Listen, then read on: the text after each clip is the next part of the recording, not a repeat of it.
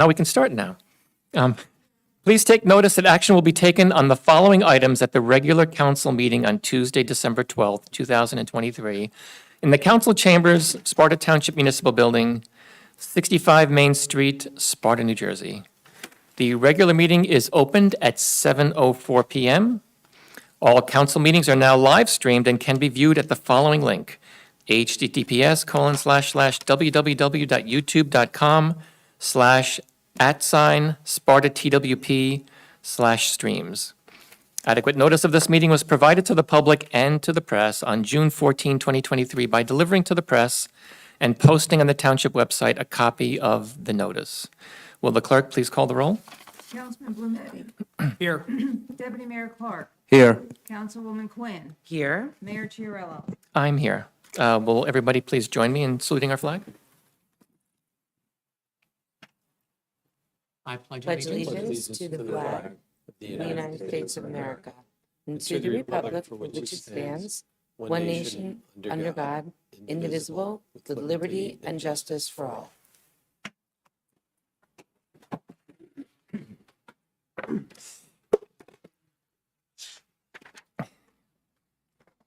So it's my turn to embarrass Dan with a plaque of recognition for his service to Sparta Township as mayor. And, you know, Dan doesn't like to get a lot of attention to himself. He's one of those quiet, competent leaders that people expect of their elected officials. And I can just say that, you know, he took the mayoralship kind of in really tempestuous waters, right? We had a contentious election. We had some turnover.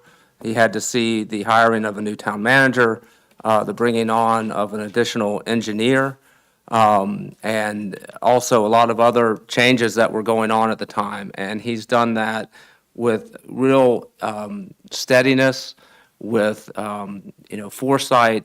And, you know, the public doesn't see a lot of the work that goes behind the scenes.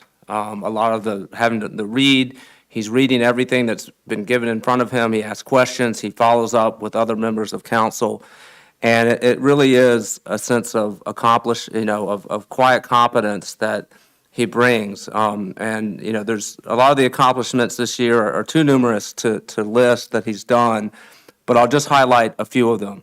One is, you know, shepherding in, getting a fantastic full-time town manager in Jim Zepp. Dan was handled that process very well and was able to, you know, secure that. We also saw the finalizing of various contracts for our wonderful police force and others. And we have bonds to pay for much-needed water infrastructure. We have a reconstituted economic development committee. We have now getting close to finishing up the solar field that will cap the landfill, which brings substantial revenue to the town. There is, you know, expanded the environmental commission, created the revolutionary 250 committee, and all these projects are on behalf of Sparta citizens, and we all benefit from them. And we are just lucky to have someone of Dan's competence and integrity leading us. And it's you know, whoever assumes the mayoralship next year really does have big shoes to fill. So Dan, on behalf of all members of council, all the staff, I want to give you this plaque, which reads, "Presented to Daniel Chiarello with deep appreciation for outstanding leadership to the Sparta Township community 2023. So here you go, my friend.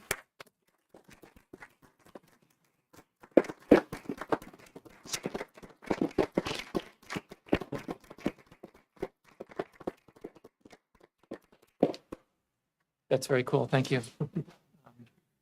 I just want to clarify that I'm one person of a council of five, and although I might sit in the middle chair, this was all a team effort, and I appreciate everybody's help very much. So that said, we have 2 minutes to approve. May I have a motion to approve the July 11, 2023 regular meeting minutes as presented? I so move. Thank you. May I have a second? I'll second. I'd like Thank to make you. a motion to have a correction. And so any discussion, so you can begin the discussion? Sure. Just one minor correction on page 11, council liaison updates. The second item up from the bottom, the number of the address for that notation should be 33. It's different than the one above it, which is correct, but the second from the bottom there should be 33. Is that the only? That's the only correction I have. Okay. So are you making a motion to amend the minutes that Yes. way? Making a motion to amend. Okay. May I have a second to amend the motion, amend the second. minutes as motioned? I'll second the motion as presented by Councilman Blumetti. Okay. All those in favor of amending the minutes as rented, or as presented by Councilman Blumetti, say aye. Aye. Aye. Any opposed or abstain? Okay, so now may I have a new motion to approve the July 11 regular meeting minutes amended as we just did? Sure. Motion to approve the regular meeting minutes dated July 11, 2023, as amended by the motion by Councilman Blumetti. I'll second it. Excellent. All those in favor say aye. Aye. Aye. Any opposed or abstain? All right, those minutes are approved. May I have a motion to approve the August 22nd, 2023 executive meeting minutes as presented? I'll make a motion that we accept the executive meeting minutes of August 22nd, 2023 as presented. Thank you. May I have a second? I second it. Any questions or comments? All right, all those in favor say aye. Aye. Any opposed or abstain? All right, those meeting minutes are approved. Will the manager please present the manager's report? Good evening, Mayor, Council, and Sparta residents. The Recreation Department's tree lighting, Visit with Santa, and menorah lighting events this past week were all well attended, even with the wet weather. Thank you to all staff, volunteers, and sponsors who helped make these events successful. The Recreation Department continues to take requests for phone calls with Santa, with registration forms available at the Recreation Office. Sparta children can mail their letters to Santa via Sparta Recreation, 65 Main Street. Letters and phone call registration forms must be received by December 15th in order to be responded to accordingly. As a reminder, the Recreation Department is hosting its 4th annual home decorating contest for Sparta residents. Registrations to enter your home in the contest has closed out, but voting begins on Thursday, December 14th, and will be open until Monday, December 18th. The homes will be displayed on the Sparta Recreation Facebook page, and the 2 decorated houses with the most likes will win a prize and be provided with a sign to display on their front lawn. Good luck to all the participants. The winter brochure covering programs and events from January through April 2024 is available online and in the Recreation Department. Registration opens for Sparta residents on Wednesday, December 13th, and non-residents on December 20th. The New Year's Eve senior celebration will be held on Thursday, December 28th at noon at the Sparta Senior Center, with registration through the Recreation Department closing on December 22nd. In the Public Works Department this past week, Public Works crews performed their first winter ice and snow control on roads in the higher elevations due to slick conditions. Public Works crews have also been performing asphalt maintenance with the crack sealing of Town Center Drive. More roads will be done as conditions permit. In our Utilities Department, residents are reminded to shut off their hose bibs and winterize their lawn sprinkler systems as the colder weather sets in. At our library, the library will host the second Council Connect initiative on December 21st from 6 to 7:30 p.m. Take this opportunity to ask questions of your elected officials in an informal, comfortable environment. As a reminder, the Sparta Library offers many classes and activities planned for all ages. Please visit spartalibrary.com. At our town hall, in observance of Hanukkah, the town hall columns are lit blue and white. Chief McCarrick will now read his portion of the mayor's report. Thank you, Mayor, Council, and Sparta residents. Thank you. Thank you, Manager Zepp. Thank you, Mayor. Thank you, Council. Update from the Police Department. This past week, the Sparta Police Department partnered with the Specialty Surgical Center to conduct an active shooter drill. By doing this, it allowed for our staff at the surgical center to practice their protocols in case of emergency such as this, and additionally allowed for the Sparta Police Department officers and dispatchers to train in a realistic fashion. Our team was able to complete this drill successfully, which includes a complete debriefing to strengthen areas of improvement. I want to thank the Specialty Surgical Center for allowing us to partner with them.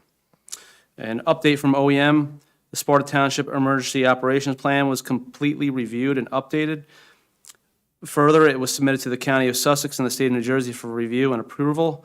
Our plan was approved by both county and the state with the renewal of November of 2025. And I will continue to keep that updated as personnel and some things that change in the plan as the years go by. I'm very proud and honored to announce that Sparta PD's very own Detective Stephen Guido was awarded the 2023 Detective of the Year Award. This was awarded by the Sussex County Detectives Association. This award is presented to a detective every year who exceeds the standards to investigate and work well with others. One of the most important qualities of a detective is being a team player by working with others, like I just said, and being able to work with everybody on different levels, local, county, state, and federal. Detective Guido worked a lot of large cases in this town. I'm not going to go over them all with you tonight, but a lot of success stories and getting some action for victims. So I'm very, very proud of him, and I'd like to congratulate him publicly. A program that the Sparta Police Department just started and took a little initiative on. It's an autism training and initiative. So I'm going to read a few things here on what we have done. Recently, we were contacted by Doreen Middleton from the Sparta Elks about a program that would help interacting with children and adults with autism. So after further discussion, training was scheduled. The training was held at the Sparta Elks Lodge on December 6th, and in attendance from our department was Corporal Mark Mastandria and Corporal Kurt Morris, along with members from the Sparta Fire Department, Newton Police Department, St. Clair's paramedics. The training was put on by Celebrate the Children Outreach Program, and the program is a collaborative effort between the the Celebrate the Children's School of New Jersey, and it was approved school for the disabled located in Denville, New Jersey. So the training consisted of presentations from a team of educators, autism experts, occupational therapists, and physical therapists. And the CTC also provided kits that contain specific tools that can support an individual with special needs in a high anxiety, stressful situation. So some examples that the kits that are included in the kits are visuals to support an individual communicating on how they feel or if they're hurt, emotional cards, yes or no cards, body parts, etc. Sensory support such as hats, fidgets, sunglasses, headphones, communication tools, whiteboards, letterboards, and toys which are used as a distraction tool. These are only a few items listed, but all can be very useful when dealing with a person with autism. But I'd also like to extend a sincere gratitude to the Sparta Elks and Doreen Middleton for assisting with this training. I would like to also thank the Sparta Elks for buying and donating 6 kits that will be placed in our police cars. Corporal Mastandria and Corporal Morris will be training all the officers in our department on what they learned and how to use the kits. In addition, our IT and support staff bureau is creating a program for residents to opt into. It's called the Special Needs Registry, and it consists of a questionnaire to be completed by a parent or guardian that will allow them to provide specific information regarding their special needs child or adult family member. There will be a link on our website and our social media pages to access this questionnaire, and once completed, it will be put into our SharePoint and our CAD, our computer-aided dispatch. An alert will be made. So the CAD entry alert will flag and will allow our dispatchers and our officers to recognize the specific needs and alerts for the individual while responding to that resident. And with the support of the community and other first responders in town, I believe that the entire Sparta community could definitely benefit from this outreach program. I'd like to thank our Traffic Bureau for really heading this and putting this together, and also our IT and Support Bureau. And this concludes my report. Thank you. Excellent. Thank you for sharing that. Thank you. All right, may I have a motion to accept the managers and the chief's report as was presented? I'll make a motion to approve managers and police chief's report. Thank you, and I think Councilwoman Quinn seconded. Any discussion or comment? All right, all those in favor say aye. Aye. Aye. Any opposed or abstain? All right, the manager report is approved and accepted, excuse me. I'd like at this time to open up the meeting to the public for items not on the agenda. And if you come forward, please state your name and address for the record. Spelling your name would be helpful as well. And please note that we have a limit of 3 minutes for every comment period.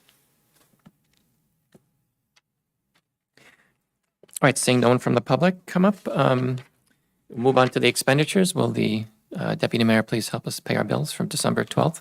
Sure.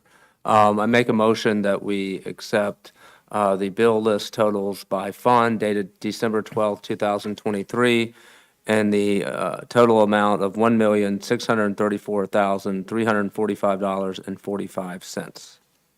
Thank you. May I have a second? I'll second it. Thank you. Any questions or comments on the bill list? Seeing none, all those in favor, say aye. Aye. Any opposed or abstain? All right, the expenditures are approved. At this time, we have no ordinance being introduced. We have a hearing for an ordinance that was tabled from the last meeting that we'll hear right presently. Will the clerk please read the title of ordinance 23-22? An ordinance authorizing the sale of a portion of Block 4006, Lot 31 to Perona Realty Corp., Sparta, New Jersey. Thank you. At this time, I'd like to open up to the public for any comment on ordinance 23-22. And again, please state your name and address for the record and mind the 3-minute time limit. Seeing no one from the public, I'll open it up to the dais. Will I have a motion to adopt ordinance 23-22? So moved? Thank you. May I have a second? I'll second the motion. Thank you. Any comments or questions on ordinance 23-22? Yes. Go ahead. So I can begin. For those who were here 2 weeks ago, I included some of these comments already. I'll go through my concerns and reservations and why I don't support doing this at this time. So first of all, and I have 6 main points, and I'll try to reference in as I can some of the guidance recently provided by Mr. Ryan. So the first is the property size. This is, and again, as I think through something like this, it's not why shouldn't we do it? It's really why should we do this? And that's important to think about here. It's township property. And as a representative of the taxpayers and of the residents, we need to have a really compelling, valid imperative of why we would sell off even a small piece of township property. So for me, the first one is the property itself. The size that's proposed is almost 1/3 of an acre, which is larger than the size of the encroachment. The encroachment on the photos that were provided in the appraisal report seem to be much smaller. So I question whether the intent is to expand what is there, or is it absolutely what's necessary to accommodate the current encroachment. The piece of property being sought for purchase is a rectangle sized of approximately 40 feet wide by approximately 317 feet long. I note that that size property, the origin of that, my understanding is that it came from the easement that's currently existing from the property when it went to the zoning board for approval last year in terms of what the work they wanted to do on that property at that point. My also understanding is that the council has discretion on whether to change that. Secondly is there is a conservation easement on the township-owned property. So in the deed, which is specified in the appraisal report, it states, and I quote, "The purpose of this deed is to dedicate to the Township of Sparta the subject property as a conservation area to be maintained in its natural condition for public purposes." This was given or granted to the township, I believe it was 1996 for $1. So it was pretty much a gift to the township with the intention of it being preserved in that sense. The piece of property contains 50% or more of wetlands and a small pond. So there's questions around the easement and whether or not the easement will follow, should this be approved, this portion of the property that moves over to a private entity. Third is, according to the NJDEP data, this location is within a documented wellhead protection area. Protecting our water is critical to all of us, and this is a Tier 1 designation, which is the highest, most critical area for a wellhead protection area, which means Tier 1 is 2-year designation. That means Tier 2 is, I think, 5 years, Tier 3 is, I believe, 12 years. Tier 1 means within 2 years, materials, liquids that seep underground will reach the well. That's what a Tier 1 wellhead protection area is, and this is based on NJDEP data. To me, we have a responsibility to protect that and to know what's going to happen with that property, and having it on our books is the easiest way to do that. The fourth one is, I believe that this could set an undesirable precedent. Perhaps not a legal precedent, but a policy precedent could exist to sell pieces of land that are being encroached upon to private entities.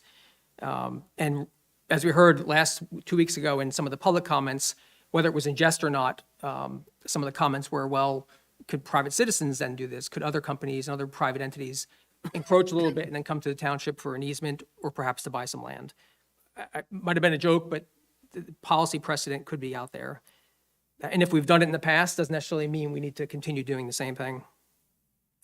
If there was a compelling safety reason, a conservation reason, if this was going to be given off for the good of the public, it might be a different story. It could be more arguable to sell this property to if it was a nonprofit or a school.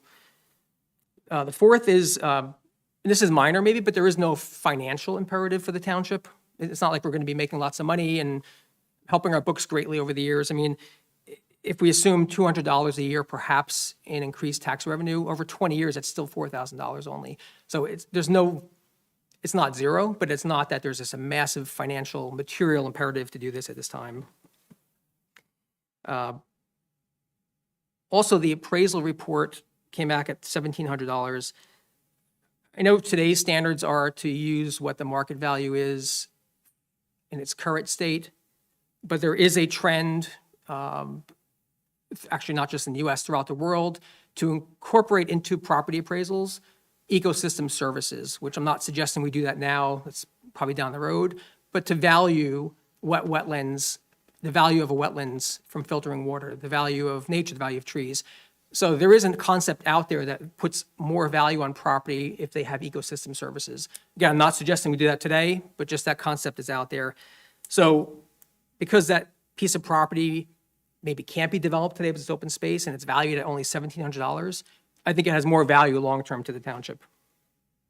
And finally, I referenced this before, we don't know what this third of an acre is going to be used for, what's going to be stored there, if it's going to be totally paved over, there's a storage shed in that area. Are there materials in there that shouldn't be if it's close to a wetlands? So not having control of that future use of that 300-foot long by 40-foot wide piece of property is a concern for me. My assumption, and I might be incorrect, was that by doing this, we would also shift this piece of property from a rural residential zone to a commercial zone. I understand that Mr. Ryan mentioned that even the applicant or the potential buyer is in a residential rural zone, even though they're operating a business there. I don't know how that plays into this, but that still would be a concern that it's a commercial use for open space. So that's my reasons for not supporting this and having concerns around this, at least as it stands today. So let me pause and open it up to others. Thank you. Any other comment from the dais? Sure. I think Councilman Blumetti makes a lot of excellent points, and I'm struggling a little bit with trying to play out, what would happen if we do not do this, and whether, even if we don't do it, sort of the concerns that Councilman Blumetti has raised will still, wouldn't be effectuated anyway. And so I guess one of the questions that I have is the easement has already been approved by the zoning officer, right? Correct. Yeah. It was on the recommendation. Okay, and then if that, it's been approved as an easement, and then if the applicant intends to use that particular piece of property for a use other than what is allowed for in the zoning law, they would then have to get approval from the planning board, right? So if Councilman Blumetti's concerns that this property will all of a sudden be used for commercial uses, not residential or not, open space, that's something that will have to be adjudicated by the planning board, is that right? That's correct. That's correct. Okay, Can I interject, though? I think, though, if the property is residential and it's being used for commercial purposes, it probably has a pre-existing non-conforming use. So this Yes, new land becomes part of that, so it's probably not subject to traditional rural residential. Is that but it correct? is going to be subject to whatever limitations there are on the mother property. So if they were going to make any significant changes there, and it triggered the need for variances, they would have to go before the zoning board of adjustment. As long as it's not already been approved for that larger Correct. chunk of Right. property, right? Correct. Yeah, yeah. and I guess another thing would be that, the planning board could attach conditions to the approval such that, yes, you can use this Perona Farm, but for this particular plot of land, you can't, put up a dumpster or other things to kind of address the concerns that Councilman Blumetti has about the environmental aspects of it. Is that right? I mean, that's something that the planning board could do. Yeah, they can certainly put conditions on their approvals. Okay. Got you. And so I think part of his concerns is that if you don't do this, it's still an easement for which the town is not getting any revenue.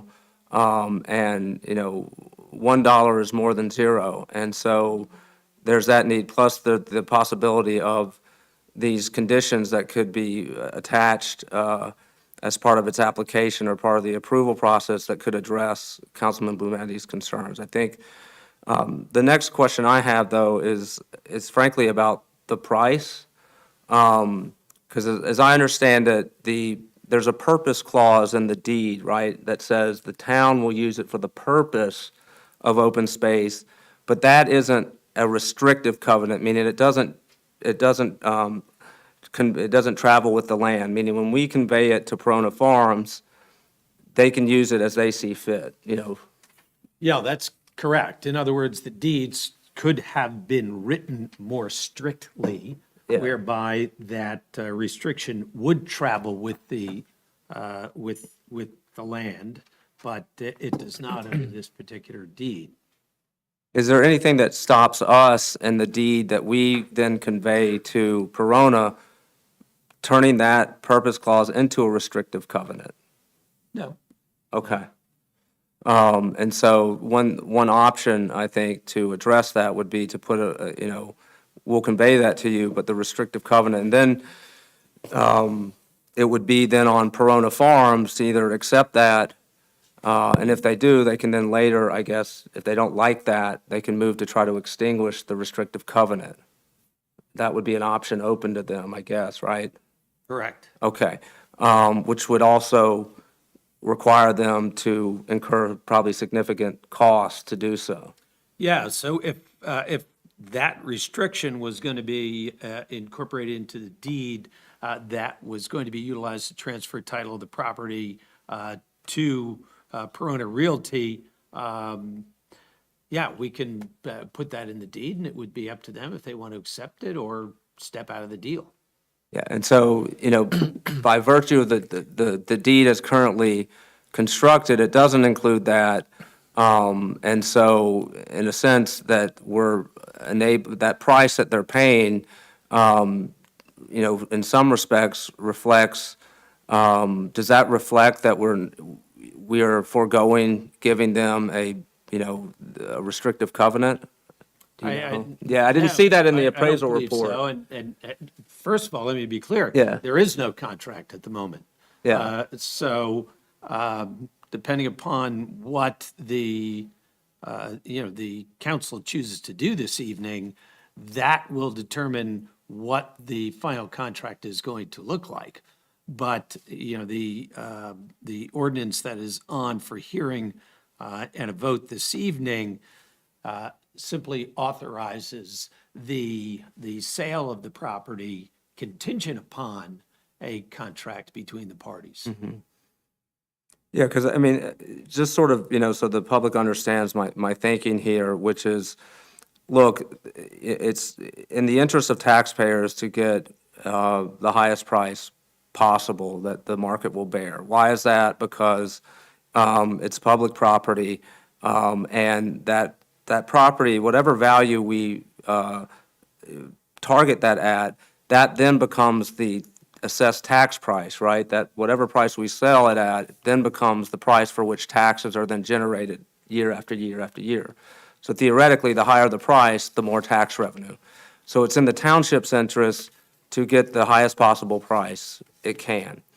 And so I know there's been an appraisal report that has, that is, done and accepted by someone who's trained in the art of appraisals, who's put it at 1,700. And it looks, from my view of the appraisal, that it's within, it's reasonable, right, from what they've done. Why is that? Well, one thing I noticed by listening to the meeting 2 weeks ago, there was this issue where people said, wait a minute, if it's, $1,700, that means it's going for $5,500 an acre, and that seems really cheap. Well, once you read the appraisal report, you see that over 70% of the land is undevelopable. And so the more developable a land is, the more, the more someone is willing to pay for it. And so that's part of why that price may seem low. It's because you can't develop that. And I get, Councilman Blumetti's point that, well, there should be a value for its ecological value, environmental value.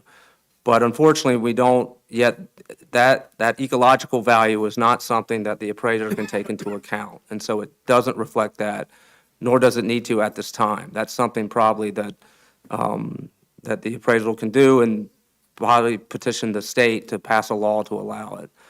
But where I have concerns really is, I think we could get more. I think because we are allowing this developer to basically not be able to use the property other than what it's being used for now, for commercial purposes. This all came about because the developer wanted to was in the process of making an application for commercial use and had to expand the barn, and then discovered there's an easement there, or there was property that was encroaching.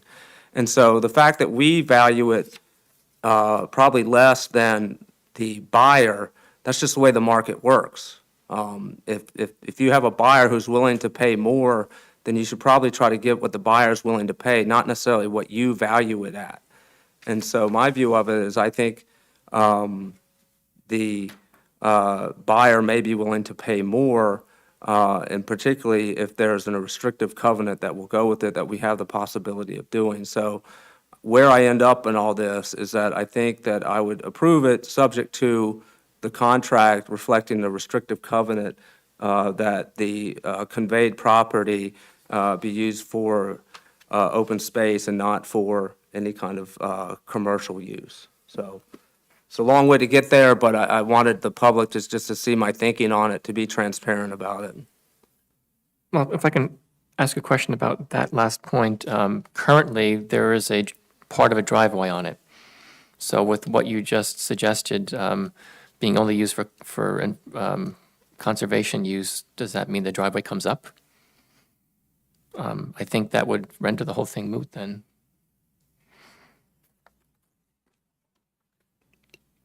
Well, I Anyway, think then that may mean, and I think this goes that's the whole to reason why he wants the the property. Spartan, to Councilman Blumetti's point, that, maybe we change the parameters of the property being conveyed so that that the portion that's already a driveway can stay a driveway, but the portion that's not a driveway has to stay in open space. So you have it in a way so the user is allowed to, we just don't want, all of a sudden now it can have a 2-lane driveway, right? Under the way it's being conveyed now, theoretically, they could make it a 2-lane driveway. So I think that might solve the problem. If you don't have to rip up the driveway that's there, you simply can't make it any bigger. So can I, Yeah, go ahead, Councilwoman Quinn. so if in fact, and I was just reviewing the information that Tom had sent to us, so thank you for that compilation, Tom. And in reviewing everything as well, and I know I had a couple questions that I reached out to you earlier with as well, Jim. But in listening to what you guys are saying, simply purchasing properties does not change its zone. If you want to change the zone of that property so that now it becomes a commercial zone or part of a whatever Corona Farms zone is there, they're going to have to apply for that. So just because you're buying it, until such time, like I can buy this property here and next door is residential, and just because I buy it doesn't mean all of a sudden residential is now commercial. So if they were going to change the use of it, they have to come back to the board. It's already been reviewed by not only the zoning board membership, but also the zoning board professionals, our township manager, our township legal counsel. Any change to it will then again have to come back. The zone, in my understanding, in my experience with land use law, will stay the same just because they purchased it. If they at some time decide that they want to change the lot lines and incorporate it, which would change the zone, that would be a whole nother hearing that would have to take place. With regard to comments about what to store there and what's going to be stored there, we are very clear in our ordinances about what can and cannot be stored, and all hazardous materials throughout different ordinances that we have cover no storage of hazardous materials. So I think we're covered there. I think based on my understanding, we're covered as far as a use goes, because it's not going to change the zone. If you're going to change the use of the property, then my understanding is you're going to have to go back to the board and either do a lot line adjustment, which would then change the zone. But my understanding is simply just buying it doesn't change anything. I'm not adverse to us putting a clause in the contract, that makes it clear that this property will remain the zone it's in. Should they want to down the road or decide they want to do something, make them aware. But this is my understanding. So I do believe that we are covered in a lot of the concerns that are being brought up here tonight. So my recommendation would be to take advantage of the opportunity to get that property back on the tax rolls, and also to remove ourselves from liability. Right now, because we are liable, because we are technically the owners of this, and it being in such close proximity to parking lots and whatnot, should people come out of there, go on that property, trip over a stone, fall in a hole, whatever it might be, we're liable. So not only can we say, oh, we just own it and it's not making us any money, the issue is there's a risk there because we own it, that it could end up costing us a lot of money. So I think we need to be mindful of that as well. With those things said, I would recommend that we move forward with adopting this ordinance. Again, I trust what the zoning board membership and their professionals also say. I think we add new perspective, but I'm going to support what they came to us with. So that would be my recommendation. Just in response to a number of these comments, I do want to emphasize, and it's paragraph, the enumerated paragraph number 4 in the form of ordinance. The ordinance shall take effect after final passage and publication according to law. However, it shall be void and of no effect in the event that Perona Realty Corporation fails or refused to sign the contract for sale of real estate. So, in other words, if the issues that are being raised that can be addressed through contract, indeed, can be addressed through contract, such as a restrictive covenant. Thank Okay, you. I think that's helpful. Thank you, Tom, and thank you, Councilwoman Quinn. I think you make a very good point about possible liability. As Councilman Chiarella points out, this is currently used, part of it is a driveway, right? And so, putting on my lawyer hat, if someone is, using that driveway, an accident happens, the first thing you're going to do is not only name Perona, you're going to name whoever owns part of that driveway, particularly if the driveway becomes, relevant to the lawsuit. So you can take, like the Dram statute, if someone is, if Perona serves someone too much alcohol, they use the driveway to come out, they cause an accident, not only is Perona probably on the hook, but we may be on the hook. And so I think your liability concerns are very well taken, and I'd rather that liability fall on Perona and not fall on us exclusively, because there would be no basis to name the township if we don't own any part of that driveway. So I think that's a very good point. I think, in light of Tom's comment that I would like to see the contract include a restrictive covenant. And so I would kind of couch my approval based upon the contract reflecting that. Can I add some thoughts Thank you. there? So, Okay. I would, I'd like to make a comment first. oh, sure, go ahead. Mr. Turn. All right, so, and thank you so as far as my comment would be concerned, currently what we have here is a situation where it was, this encroachment was discovered by accident during the course of reviewing an application from Perona Farms. And the current condition of this property, it's a sliver of property that has a piece of a driveway on it. If we do nothing, it'll still be a piece of a sliver of property that has a piece of a driveway on it. So the sale of this, the conveyance of this deed will not change the condition of that property. Anything that could happen in the future is speculative. They would, if anything were to be built, that would be subject to the same guardrails and restrictions and process that we have in place right now to make sure that people build appropriate things in appropriate areas. That would have to go before planning board or zoning board to make sure that what they're building is appropriate, whether or not it takes place on that little sliver of property. So our township professionals and our zoning and probably planning board all told us that this was the best way to resolve this issue of this encroachment, and I'm personally inclined to trust that process. So if there's any other comments. Yeah, so I would say, I don't think we're characterizing the zoning correctly. So first of all, the zoning board, I believe, never mentioned the sale of the property. I think they were talking about easement on their decisions and their work. It was an easement. It wasn't recommending a sale. Secondly, it's not changing zones, according to what Mr. Ryan had found. So it's, the lot we own is rural residential. The lot that Perona owns, at least that one there, where this by law, it says will be subsumed into that one, that is rural residential. It wouldn't be subsumed, it's a separate lot. No. They would have to deed them together. It's going to become part of it. No, it doesn't. It doesn't. This will merge into their lot. If we sell this to them, it will merge into, Don't you have to Their deed lot. properties together? You can't just sell a piece of property and it automatically becomes attached to another property. I believe their Unless application. it's part of the That's pending before well, I don't know for certain. Yeah. My understanding is that it is indeed going to merge into.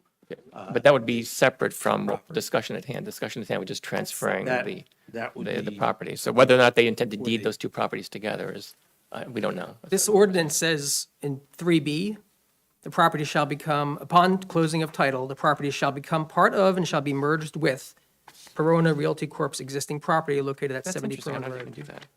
That's 3B. And they will be obligated to take the necessary steps to do so. Okay.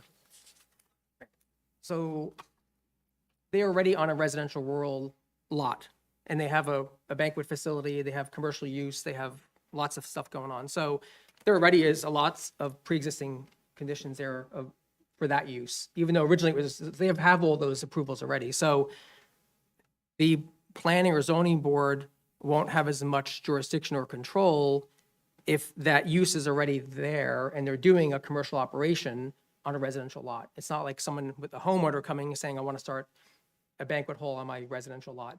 It's already pre-existing use. I'm not sure, not a zoning person, but if somebody has a 100 square foot property or building that is in a zone that doesn't, not used for that, but they have an easement or I can't remember. A pre-existing condition, can they expand it to 200,000 and say, I just get it for free because I still have this pre-existing condition approved? I think if they were going to expand the use of their property, even if they had a pre-existing condition there, that they would still have to come before the board if it were material. Is that a true statement or not? I don't know the answer to that. Okay. So in my Go to the land experience, use when you attorney. change the use of a property, we've seen this numerous times, you do in fact have to go back.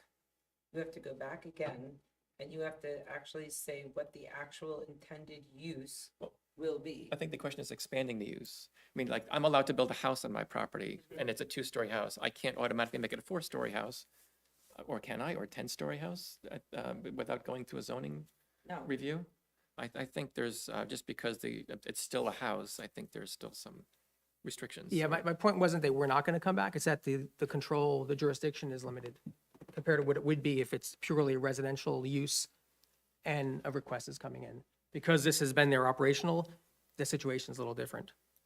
my understanding is unless they put in a lot line readjustment application, I don't think you could just absorb this in. I don't You think could so either. purchase this and say that it is going to become part of the properties, meaning, I mean, the Perona Farm properties, half are in Andover, half are in Sparta.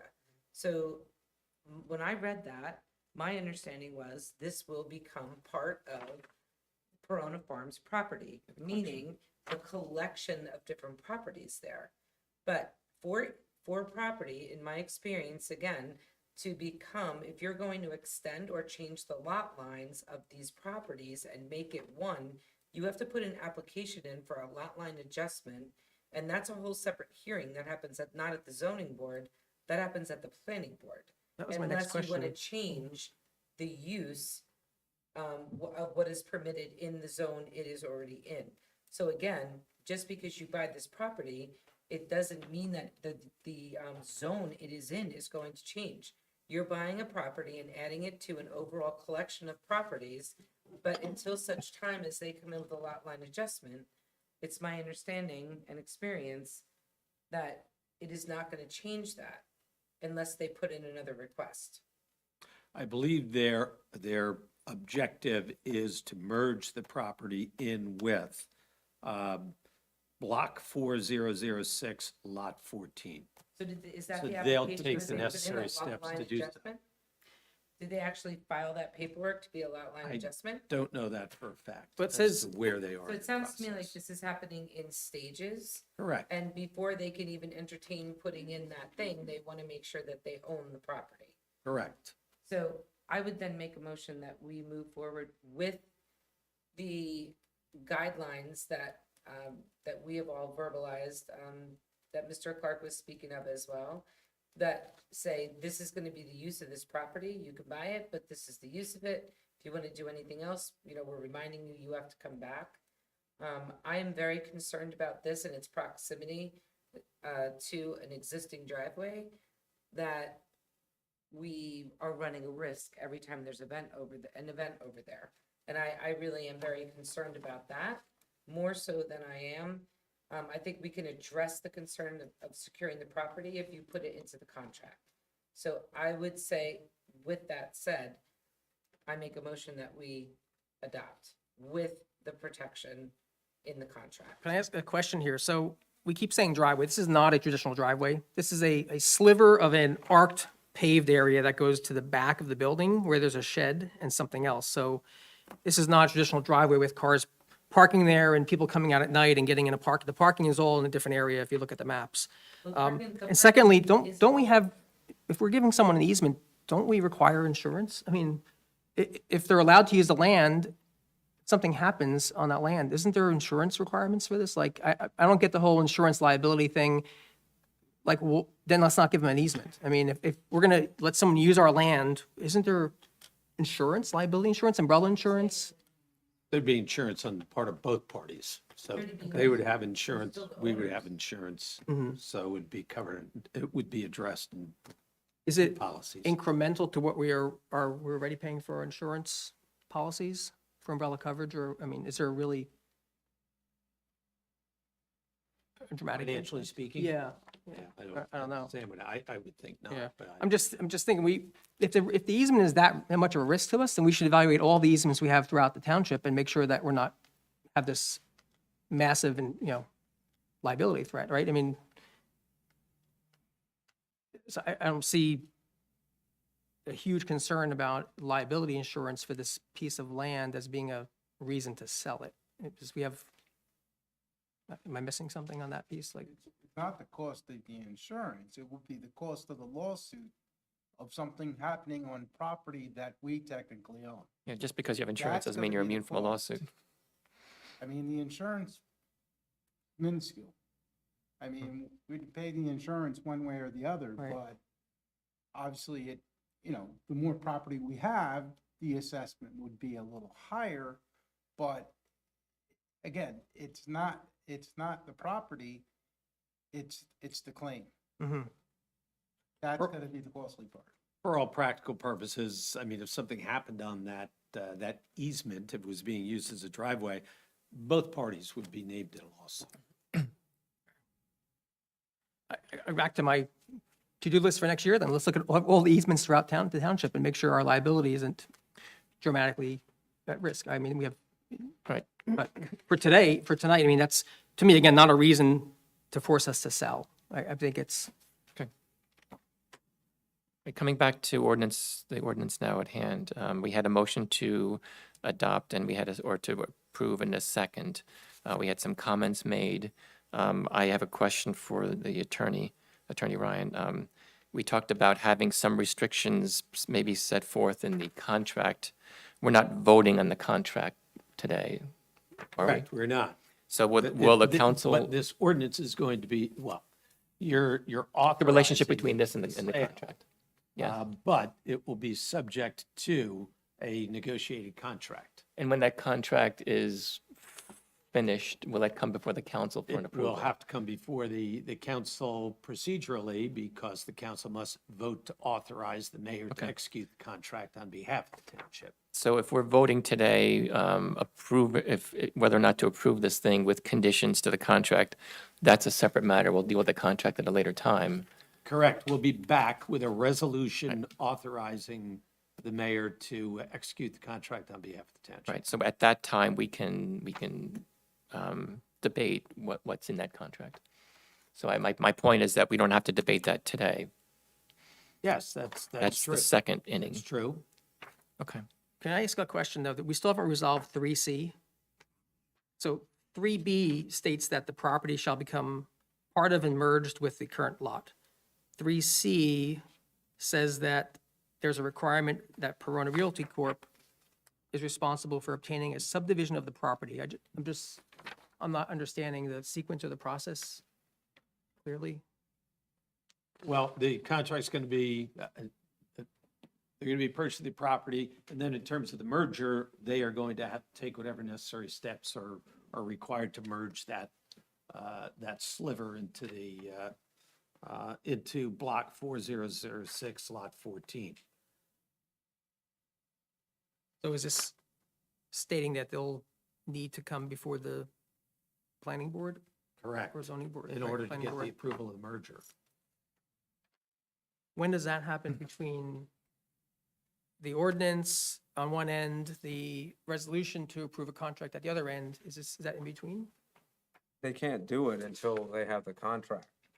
So the contract would reflect the restrictive covenant that we've been speaking about. And so at the time that the planning board considers allowing the merger, and they would have that contract, and I hope that would be, probative, relevant evidence that the planning board would consider in deciding whether to approve the merger. And they may want to attach conditions to the merger consistent with that restrictive covenant. So that's sort of how my analytical framework for that the fact that we're going to have a contract and you can't have the merger until that contract is signed, because this ordinance contemplates there being a contract. So the merger will not happen until this contract is signed. For me, I'm Okay. not clear on, does the contract need to be executed before they can Yeah. apply Yes. for the Yes. subdivision? So if the subdivision is declined, They are still, well, again, that will depend upon what the final terms of that contract says.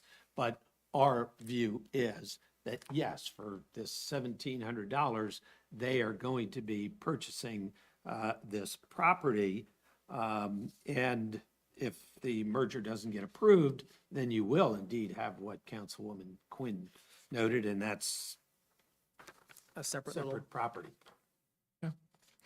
All right, so just again stating, we're bifurcating this in terms of, we're voting tonight to approve the ordinance. Any conditions of the contract is subject to another debate, another effort. So we had a motion on the table to approve, and it's accepted. Are there any final comments before, or any other motions we want to make? All right, hearing none, may I have a roll call vote, please? Councilman Blumetti, no, Deputy Mayor Clark, Yes, with the condition, as I stated on the record, about there being a restrictive covenant in the contract that will be executed to assure that the parcel conveyed is used for, public open space as was originally conveyed in the deed that was given to the township. Okay, but just to be clear, that's not That we're set voting forth on. within the Yeah. ordinance. Not in the I mean, ordinance. that intent as to the drafting and approval of the contract has been made clear, but I just wanted. Yes, I'm we're explaining not my amending yes the- vote. the essentially. ordinance. Yeah, I understand I'm not asking the ordinance be amended to reflect that. I'm Okay. just simply explaining to the public my yes and why I came to yes. Thank you. Councilwoman Quinn, Yes. Mayor Chiarello, Yes, the ordinance is passed. At this time, I would like to open it up to the public for any comments on resolutions 9-1 through 9-10, excluding 9-8, because I expect that we will table this motion shortly. Anybody from the public, please come state your name and address for the record, and be mindful of our 3-minute time limit per comment period. Seeing none, bring it back to the dais. I'll make a motion to table resolution 9-8. So moved. Thank you. May I have a second? Second. Any comments or questions on tabling this, not on the motion, resolution itself, but tabling it? yes, reason or back context? I can respond to that. In fact, I'm sure you're becoming familiar with this resolution. It's been on a few times now. Unfortunately, we've been in discussions with Round Top with regard to municipal services agreement.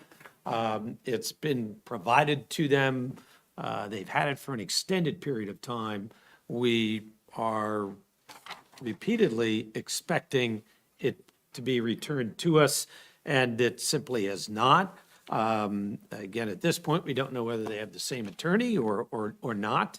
Unfortunately, this is not the first time that this has happened with Round Top. In fact, it's happened multiple times over the past 5 years. But that is why we're seeking to table it at this time. We have not had a satisfactory response from Round Top in terms of the municipal services agreement that we have provided to them. Thank you. A motion was made to table and seconded. Any other comments? Right, all those in favor of tabling resolution 9-8, say aye. Aye. Any opposed or abstain? 9-8 is tabled. I'll come back. Is there any comments or questions, or want me to pull out any resolutions 9-1 through 9-10, excluding 9-8?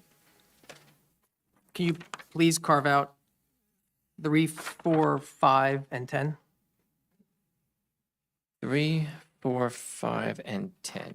Okay, so at this time, may I have a motion to approve resolutions 9-1, 9-2, 9-6, 9-7, and 9-9? So moved. Thank you. May I have a second? Second. Any comments or questions on those 5 resolutions? All right, all those in favor of approving resolutions 9-1, 9-2, 9-6, 9-7, and 9-9, say aye. Aye. Any opposed or abstain? All right, those resolutions are in the books. May I have a motion to approve 9-3, resolution 9-3? So moved. Thank you. May I have a second? A second. Any comments or questions on 9-3? Yeah, just a clarifying question. Are 9-3 and 9-4 duplicates from our last meeting that were approved? I can answer the question. Yes, and the reason why is because they have to be unanimously approved, and we had two members of council that were not at the meeting last week, so they had to come. We had to come back a second time now, even though we did approve it last time, to have a full council approve them. And since we still do not have And what we're going to try to do this evening is proceed with a vote on these resolutions to have Councilman Hirschberg review and sign the letter of approval tomorrow when he's back in town, and then seek the approval of the agency of that process being utilized. If we can't, this will all be back again. excellent. So we're certainly trying to take some duct tape and tape some things together because of the unanticipated circumstances of Mr. Hirschberg's inability to be here this evening. Understood. Thank you. All right. So since we've already approved it last time, and since we might need to approve it again, or are you recommending that we vote on it? I'm recommending that we proceed, vote on it, but I just want to put out the caveat that it may be back again. Okay. Thank you. I move that we approve resolution 9-3 and 9-4. So we're doing one at a time, unfortunately. So we had a motion to approve, and it was seconded. We're in the comment period now, so Councilman Blumetti had a comment. Any other comments from anyone? Okay, so that motion was made and seconded. So all those in favor of approving 9-3, say aye. Aye. Aye. Any opposed or abstain? All right, 9-3 is approved. May I have a motion to approve resolution 9-4? I believe Councilwoman Quinn made a motion to approve 9-4. May I have a second? I'll second. Thank you. Any comments or questions on 9-4? Hearing none. May I have all those in favor of approving 9-4, say aye. Aye. Any opposed or abstain? All right, 9-4 is approved. May I have a motion to approve resolution 9-5? So moved. Thank you. May I have a second? A second. Thank you. Any comments or questions on resolution 9-5? I do. I have a concern. In reviewing this, one of our responses on a pretty critical question was honestly probably innocently answered the wrong way. The question is asking us if our local government officers filed their financial disclosure statements properly, and it references the compliance and the law and all that. The answer should have been yes. It was inadvertently answered as NA, implying that we have a municipal ethics board. So my recommendation is that we send in a corrected copy of this, just for the records, so that indicating that, yes, we did all file our financial disclosure statements as directed by the law. Already taken care of. Been resubmitted? Okay. Thank you, Sam.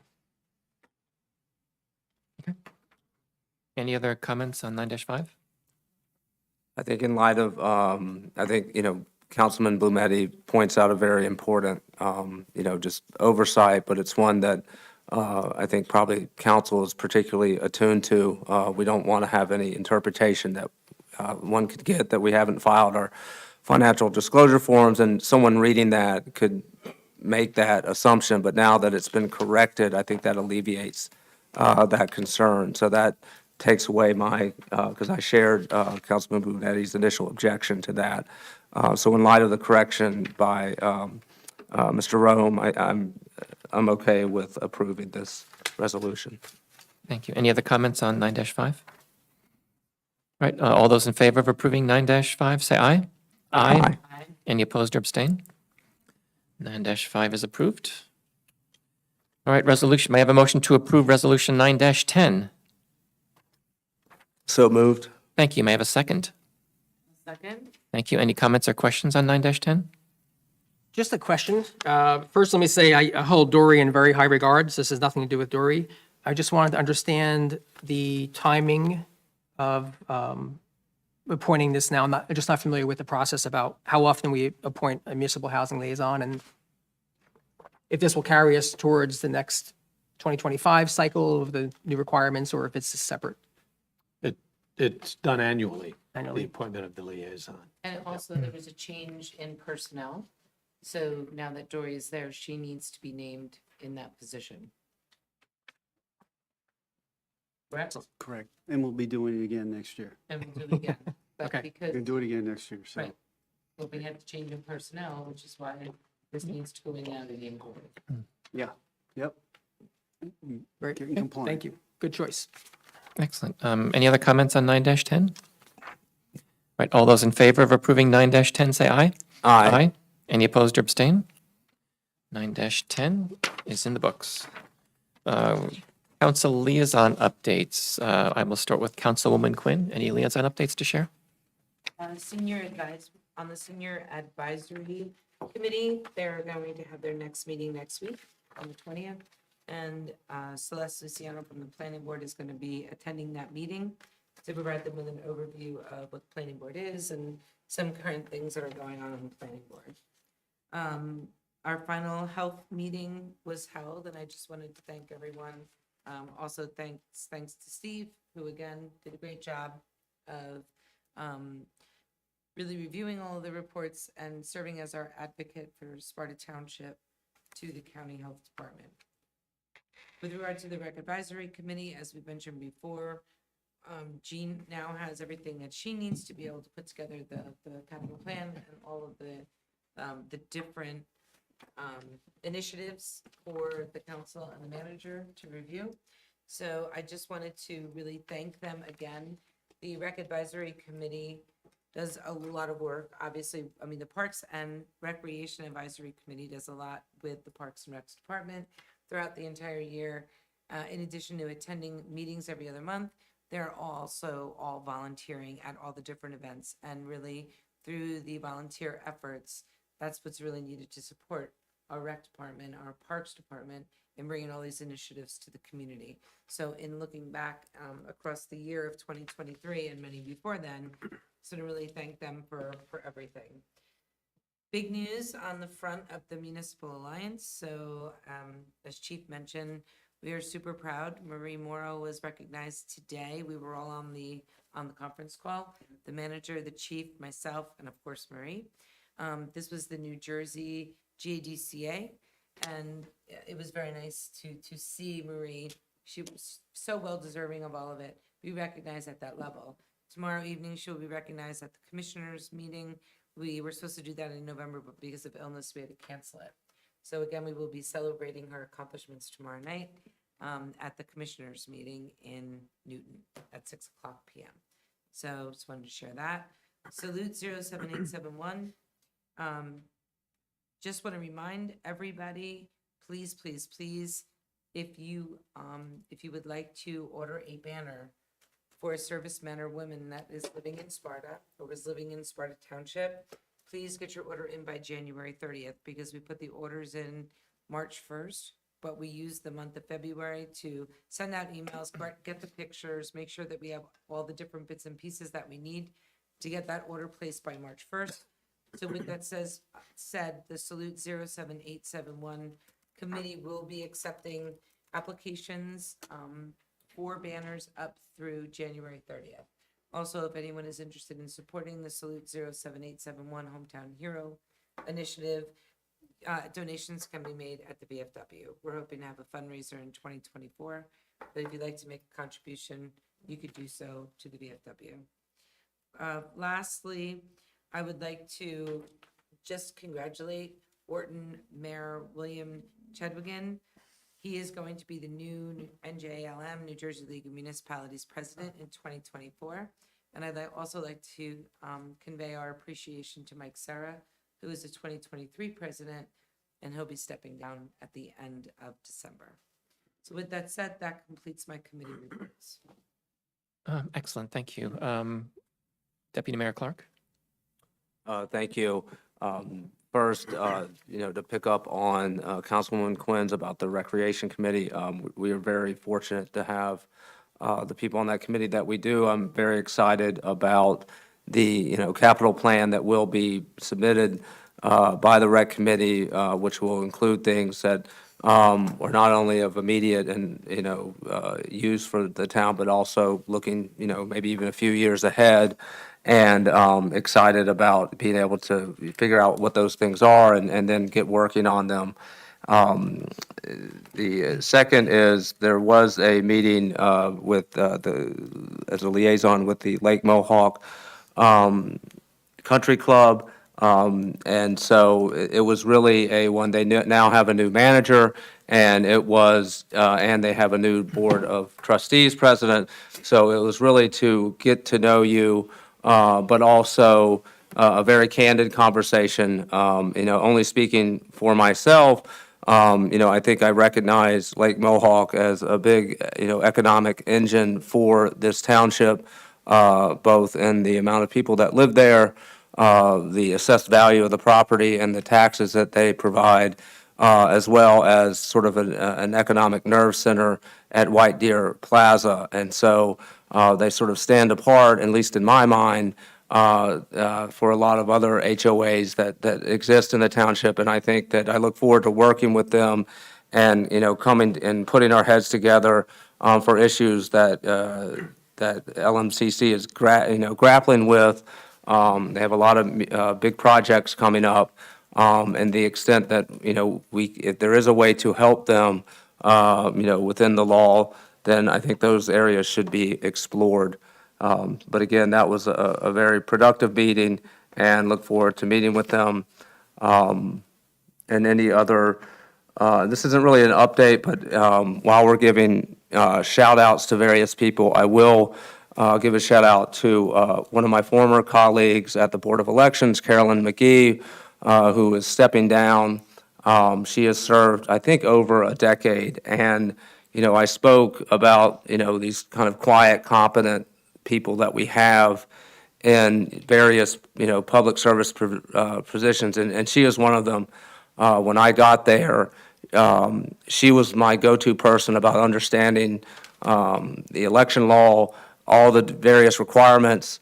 When I showed up and I asked her what were all those, ballots doing on, there were thousands of them. She said, you're going to be opening those and reviewing ones for their signature. And if there's an issue with the signature, we have to hash it out. And so that wasn't told to me when I got signed up for the Board of Elections, but that's what we spent hours and hours doing, fighting over minutia. And she did it with such aplomb, and I think, she's going to be a huge loss for them. Hopefully they will find someone. But I just want to, when we have people who do such a great service, who just go unrecognized, and Carolyn would be the last person, she's probably going to kill me for making this public, but I just think they deserve to be recognized, and I'm sorry to see her go. But I'm sure we hopefully will find someone. I don't know if we'll fill her shoes, but we've been very fortunate to have someone of that competence at the Board of Elections. And that concludes my council liaison update. Thank you, Councilman Blometti. Sure. The Environmental Commission, there's no update. We haven't met since our last meeting here on the 28th of November. The next meeting is this Thursday here for the Environmental Commission. That will be the last one of the year. For the Planning Board, the full Planning Board continues to have full agendas and will again on December 20th. I won't provide updates on all 5 subcommittees, but I'll just give a few highlights of one of them this time, which is the State Plan Endorsement Advisory Committee, the PIAC, which includes residents, and that's in regards to the town center designation. We continue to meet regularly. The areas of focus right now, we're updating the mission statement for Sparta as part of this process. We are understanding and looking at what the exact designation is of the town center boundary not from a specific zoning standpoint, but just from a state plan endorsement for the town center, what is included in the town center. Also, we are going to be looking at the defining and confirming the benefits to Sparta of successfully achieving plan endorsement from the state for the town center designation. This takes time and effort and cost, so we want to make sure that we're confirming and identifying the cost benefit of this.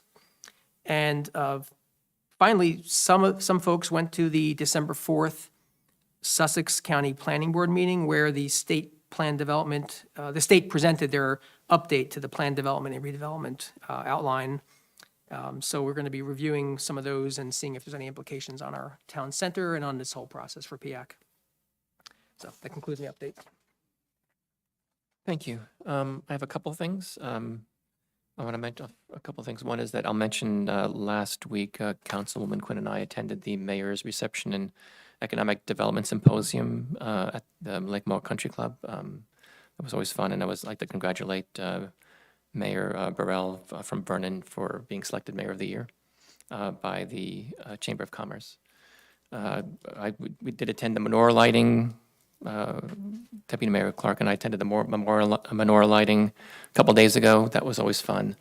And several of us, Councilman Quinn and Deputy Mayor Clark and I were at the tree lighting and a couple days before that. And I'd like to thank the Recreation Department and all the township employees and the DPW and the police and there were a number of people that pulled that off. It's a nice event for everybody. And again, it was very well attended despite the rain. And if you just come, you just see it being pulled off and it's fun. But there are a lot of people that make sure that that works well. And if I try to thank everybody, I'll miss people. So I just want to thank everybody from the town for getting that together. It's always fun to get the community together to do that. I haven't given an update on the Board of Ed liaison in a while. I've been trying unsuccessfully to find a date where we can meet, and a couple of dates have been pushed back. It looks like we won't be able to get together until sometime next year, hope January, February. And there is an issue I'd like to bring up with regard to, and we don't have to expound on this now, but I want to at least mention it. We do have an issue of the retirement of unserviceable flags. The VFW collects on the township's behalf a great number, numbering in the hundreds or even thousands a year. And recently there has been a problem in that I think the flags were formerly burned by the pet cemetery over toward Hampton. And I think that was done on behalf of the SCMUA. I'm not sure how the relationship is, and I'll get that wrong, so I'm going to stop there. But the problem is that they're no longer accepting those flags for being burned there. And part of the problem with that is the flag composition, which used to be cloth, which one could burn without problem. You know, a lot of these flags now are made with substances that are not nice when they burn. And so they give off toxic gases. And so Commander Litchfield has shared with me a number of articles about the problems that are now we're seeing with burning of flags that have these substances in it, and an alternative is needed. So unfortunately, this is something that's going to catch up with us soon because the number of flags that are being returned unserviceable is piling up, and we're running out of space to put them in. So this is a problem we're going to have to solve in the fairly near future. Anyway, I'll mention that. I don't want to solve that now, but I'm going to mention that I'm mindful of that and be working together with the administration to figure out a way to navigate that. Mayor, if I can just comment on that, because you sent me that information. I did reach out to the Sussex County MUA, and they had confirmed that they accept the first 1,000 pounds of flags, but once they reach that limit, then they have to turn everyone away. And we do get a surprising response of flag disposals. Yeah, I was shocked. He said thousands. I'm like, We do. We how get a many, lot. How many flags actually come in? I was surprised. And I just realized I read my new business updates instead of my committee reports. So I can skip that part when it comes to it. And the only committee report update I really had, besides the Board of Ed, was the Environmental Commission appointment. I had a couple of questions. We did open this up to a student liaison. And we did have a student liaison, student apply for the position. the person is not 18 years of age yet. And I was wondering a couple things. One is that, do we have to get parental permission to approve the appointment if the person is not 18 years old? Is that a thing? That's a good question. You're not required to, the member does not have to be 18, but is there a Correct. requirement of Students getting usually are- parental yeah. permission? I don't know the answer to Okay. that. When are they turning 18? And not, I think the person is 16 right now. So why don't we just hold off and see if an 18-year-old We could do that, but signs up? that's one option. I'd like to, we don't have to do it right now, but I'd like to explore, A, do we need permission, and B, what would that permission look like? So we'll use that as a takeaway.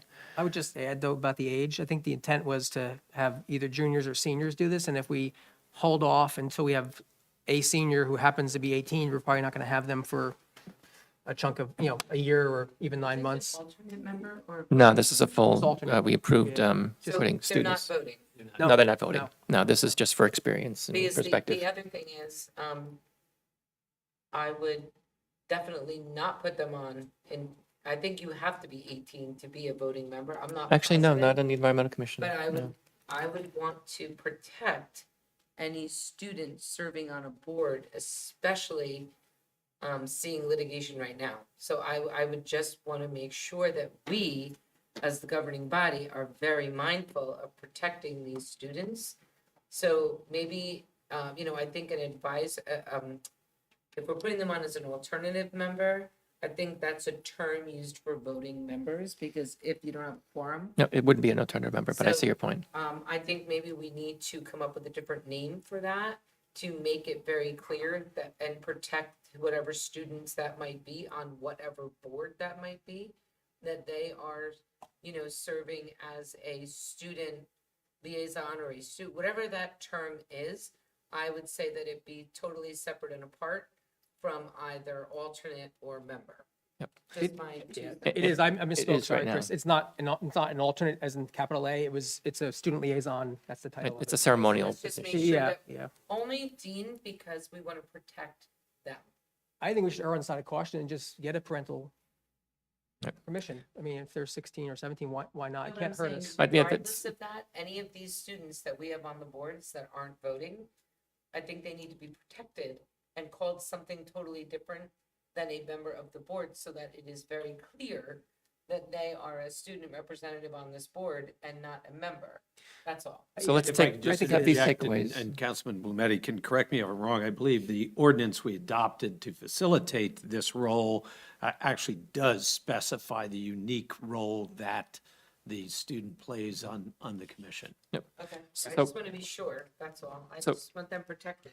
So Councilwoman Quinn's point is well taken. So I think we have three takeaways. One, do we need a permission? Number two, what would that permission look like? And number three, maybe a review of the way that that position was crafted in the ordinance that created that ceremonial student liaison position, to make sure that the protections are in place, or that it's sufficiently carved out. Okay, thank you. And just for the period of time, most of our appointments are calendar year, January to January.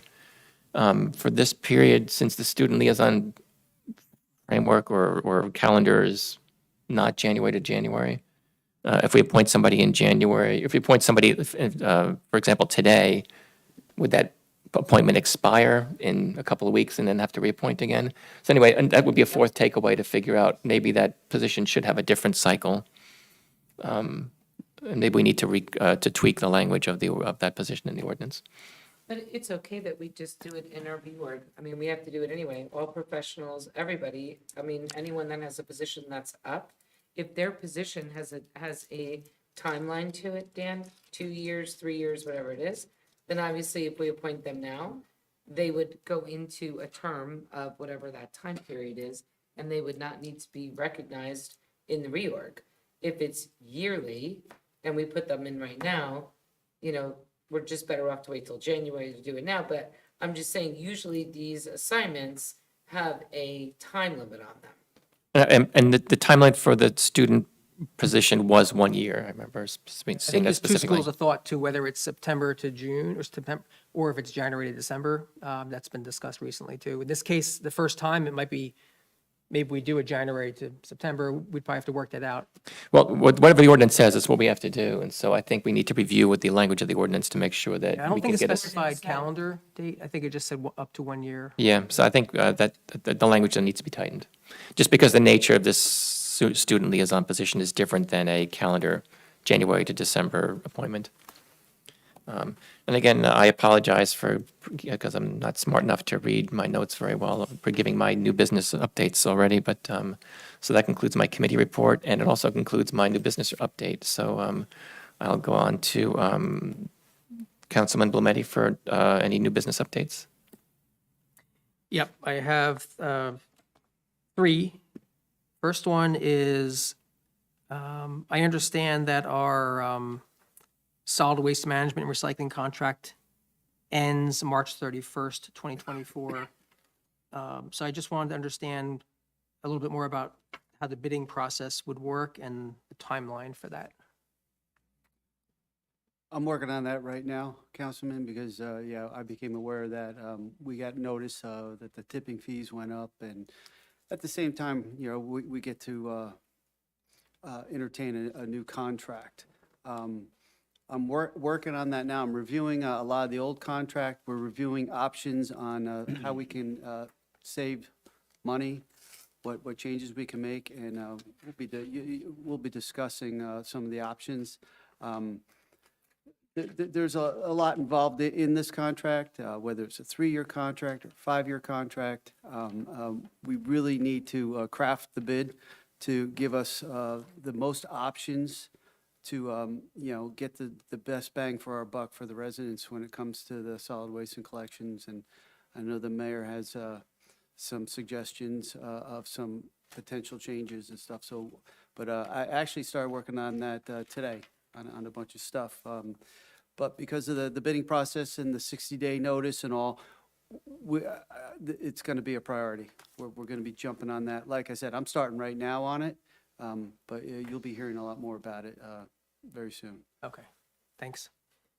The second one is, I wanted to check on if we've submitted this grant application. I know it's come up a number of times in the past. NJDEP has an MS4 grant, and the deadline is December 31st. It's up for $25,000, up to $75,000 for the stormwater pollution prevention planning. I think Corey might have been involved in it, and Right, I did submit that. That was a very, just a form letter submission on it, and we get the partial amount, and then we get a top amount on that. Because we're already Tier A, we get the lower amount of the two, because that upper amount was for the newly Tier Bs that were converted to Tier A. okay, Corey and I are on that. okay. Excellent, thanks. No problem. Last one, the prior sanitary sewer study. I don't know, I haven't heard it come up again. I know in the summer we were talking about it. I know we finally got a copy of it. I know, I believe the engineer was looking through it and was going to summarize it, and I think we were going to meet as a council, either do it in one of these, or I think there was a suggestion, perhaps executive session, but I wanted to bring that up again because we haven't seen that, we haven't talked about it, we haven't gone through that sanitary sewer study. I think it was for the economic development zone, not positive, but I know it's been out there for a long time. I wanted to find out when we can get a conversation on that, when we can see it. Yeah, we did discuss this just a little while ago, and full disclosure, it's all in recognition of workload on our engineer. He is really overloaded with just projects, priorities, all of a sudden last minute items that take priority. He's aware of it. He's well aware of it. It's just, it keeps getting put down lower on the list of the projects that he's on top of right now, which a lot of them are time sensitive, like the grant submissions and those type of time sensitive projects. So we hope to get to it, you know, as soon as possible, hopefully, you know, early next year. I'll talk to him about it, maybe get an updated staff's report on exactly where we are with it. Great, okay, thanks, Jim. Okay. That's all I have. Thank you. Deputy Mayor Clark? Sure, with respect to new business, I do want to, we did have a holiday party to celebrate the staff of Sparta Township, and I'm very glad we did that.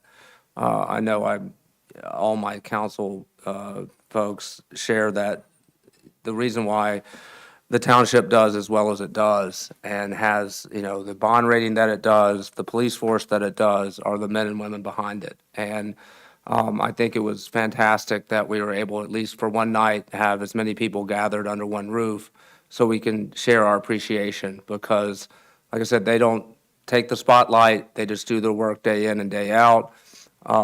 And I think we all benefit from that. And so it was very great to be a part of that. The only downside was that I got second place in the ugly sweater. So as I told, Kurt Morris, or Corporal Morris, I'm gunning for him next year, so he better, have his head on a swivel. Just kidding. But in any event, I was, I'd have to, thank the, people who organized that event and also our staff. And just a happy holiday and New Year greeting to everyone, including Sparta citizens. It's a time that we can get together with the people that we love and care about. And I hope everyone gets to do that and recognize the contributions that they make to your family, that you make to them, and that we can all get together and celebrate that. So I'll just end with a holiday greeting for everyone. Thank you. Thank you. Councilwoman Quinn? I just wanted to clarify that the reason why Neil Clark is coming for Kurt Morris is because Kurt Morris got the first place trophy. You forgot, you left that out? It wasn't even So close. clarify for everybody, that's why. It wasn't Kurt even Morris close. is our 2023 and 2024 winner of the Ugly He was Sweater the GOAT. contest, so it's a fierce competition going on. I do want to also say, I do believe we're having a Council Connect session next week. Yeah, I didn't see who was on it. Do we? So. Do you remember who was on Just it? for anyone who is interested, I on believe it, it's on Dan. the 20th, 21st. 21st. So. That's a um, Friday, right? Evening? No, Thursday evening. It should be Thursday night, right? Thursday night. Thursday evening, yeah. So I just wanted to bring that to everybody's attention, that we will be having that. That will be at the library on Thursday evening. And that's December 21st. Correct. 6 to 7:30. Okay. Ugly sweater optional. Yeah. Ugly sweater optional, yes. Could we have a township? The library director, Dave Costa, Oh, will nice. be attending. Oh, good. Great. So Okay. Dave Costa will be joining us. Thank you. Okay, and Dan, who's on the list? That was Deputy Mayor Clark and Councilman Blumetti. Okay. So that is who's on the lineup for next Thursday evening. And again, just to reiterate, it is really important for us to value, when we're taking time to value our families, and our community is obviously a part of our extended family as well. But the staff and the leadership and everything, our partnerships, our departments, our police department, our dispatchers, DPW, parks, grounds, rec, we're all a family too, a big family, very close family. And so on behalf of us, we do want to wish everybody a very safe, happy, healthy holiday season. And we are really excited. I think I could speak on behalf of all of my colleagues sitting up here. We know that 2024 will probably have its own set of challenges, just like every year does. But I can speak to say there's no one else I'd rather be working with to face those challenges than the people that we have in our Sparta Township family and our extended family as Thank you. well. So thank you for 2023. Looking forward to 2024. Enjoy. Thank you. And I already gave my new business, so I think that's everybody. At this time, I'd like to open up to the public for any comments or questions, anything that's on your mind. Please state your name and address for the record and be mindful of our time limit, please. Break the clock. Jen Garrett's tapped into Sparta, following up on Dean. Thank you for bringing up the sewer, because that's something that I was about to ask about. Something I've Oprah'd, have not been able to get it through Oprah for whatever reason. We paid for it. Jenny, I'm sorry, can you just, I can't hear. We paid for it, we don't have it, I've Oprah'd it, I can't get it. So thank you for bringing it up, and I hope it'll be followed up on. Similarly, I have left this alone for a while, but I'm back to ask, where are the minutes? Town council had something posted in July, that's it. Environmental, May. Planning board has only one set of minutes posted in February, the rest is blank. Zoning board is ahead with 2 for the year. So I'm hoping, because that's really a problem, that we can't get our minutes done. Similarly, I've been asking for a couple of years to have the zoning map updated. It's dated it represents 2016. There have been several updates since then, and I keep getting told, don't worry, it's still in play, even if it's not available, but it should be available. I think that's it for now. Thanks. Thank you. I'll make a couple of comments. The sewer is not operable because it's still in draft. We talked about that. We need to button that up, and unfortunately, has been given a lower priority, but we are mindful of it. In fact, I do bring it up every other week with the manager. With the minutes, maybe we can have just a very brief. It seems that since we adopted the new ERP system or the all-in-one system that we have, that getting the minutes, part of it is just creating the minutes and having them approved, and that's up beyond the scope of your question, I believe. Once the minutes are approved, they should be posted on our site. It sounds like it's a rather labor-intensive function to actually put the minutes on the site. Is that the process here? From what I understand, that's exactly it. And I understand we are making headway on that. Not an excuse, but I'm just. Right. yeah. But it is a labor-intensive process that I see that the boards are working on. And you could even say that at the time of the season, the end of the year here, it just, they're working on them. And we're trying to get caught up, and I've got it noted here, Jenny, and I'll go back to my departments and find out if we can have a plan of exactly execution. I know they're trying to get the latest minutes done first so we can get them up. And then get on top of it, but I know There this are is. transcription, either free or cheap transcription programs that are available. They're not perfect. and we do use But it's them. a starting point. Exactly, and we do use them.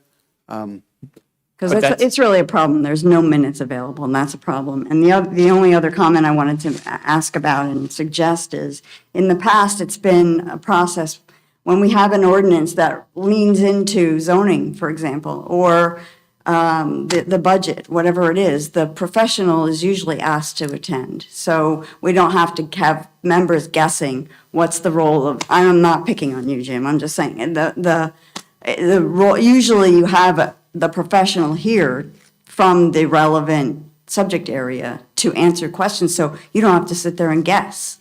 You can at least, or give it as a task to have clarification. It's a good point. Thank you. So there's really two problems. One is crafting the minutes and approving them. That's one issue. And the second issue is once the minutes are crafted and approved, they're not able to post anyway until they're crafted and approved. But once that happens, then it's how do you get them into the conveyor belt to put them on the website? I think that second problem, could that be solved with a temporary help perhaps to get us over that hump of just getting our online presence up to date, just as a suggestion? I have to be honest. I know that I believe we're using a transcription service now, because before it was an employee that had to sit there and it took days and days and days and days. And honestly, there's technology out there. If we were to utilize, for example, or look at utilizing Microsoft within our Microsoft Office 365 suite, for example, you can post any videos to Microsoft Stream to that platform and then share them out. And there is a transcription feature available right in there. So you can either look at the video or look at the video with the transcription. I understand the problem, as it was explained to me, was that once things are transcribed, then we have to read them again to make sure that every single word is correct. Well, And- transcription's not minutes, so I think it's your point. Well, that's the whole There's a thing. step between transcription and So there's- summary in minutes. So I think the thing is, we need to do a better job, because I agree with you 100%. This is the worst it's ever been since I've been here. And I do understand that we've had changes and we've had whatever, But to memorialize a meeting, and I know they've been going later and later and later, which makes it also longer and longer and longer that people have to sit and listen to it to, do it. Whether we have to get someone in here in these meetings to be like a stenographer kind of person to memorialize them or whatever that needs to happen, whatever needs to happen, I agree with you. This is the worst year I've seen it ever since I've been here. And I think we're evolving as technology is evolving, and we did try some new things. And the only way we figure out if they fail is if we try them. So this year we thought, why have someone sit there for 8 hours?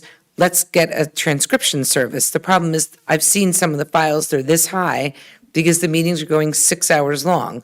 So now the issue is someone has to sit there and look at this and turn it into 3 pages. So I think we're evolving through the process, but I think we can't negate the fact that people need something out there as we're growing. So I do hope, and maybe it's something as simple, really, as looking at the stream platform with the transcription link, so at least people can, get some of it. The main issue is searchability, so Mhm. the search feature on here is terrible. It used to be fantastic, and I don't know what happened, but now you put in a keyword and you get something that isn't relevant to what you're looking for, if you get anything at all. The ordinance search feature is non-existent. It used to go back to, 1960. I do think that we have I do think, again, Jenny, you're bringing up great points. And I think the issue is we have to, I think we have to, in 2024, identify and make a priority to relook at all of our technology because we have a lot of antiquated systems, some of which are married and trying to work with newer systems. And I think the issue, and I've been in IT for a million years. I don't profess to be a programmer or whatever. I always say I know enough to be dangerous. So in looking at the behaviors of how some of these things are trying to take old and new together, I think we really need to make it a priority in 2024 to identify these things with technology and make them a priority and get maybe the technology team back together again or some subset to really look at these things and get them fixed. So thanks for bringing them up. Thank you. Any other questions or comments from the public? Seeing none, I may have a motion to adjourn. So moved? Thank you. May I have a second? Second. All those in favor say aye. Aye. We are adjourned.